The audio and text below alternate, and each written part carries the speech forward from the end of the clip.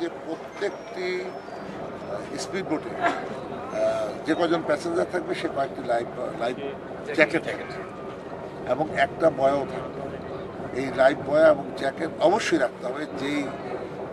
যে স্পিড বোটে এটা আমরা দেখবো না, আমাদের এখানে অফিসার যারা থাকবেন তারা এটা বন্ধ করে দেবেন, মানে প্যাসেঞ্জার সেটা ক্যারি করতে দেবে না। এটা আমরা একটা সিদ্ধান্ত দিয়েছি।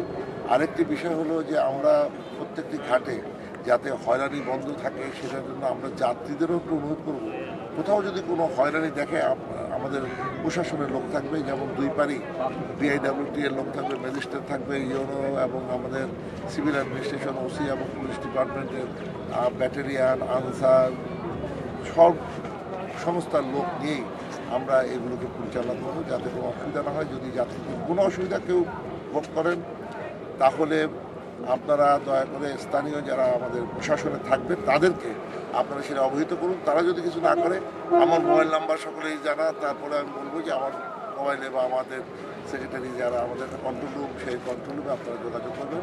এটা আমরা পরবর্তীতে আমরা টেলিভিশনের নাম্বারগুলো দিয়ে দেবো যাতে আমাদের যাত্রী ভাইরা যোগাযোগ করবে।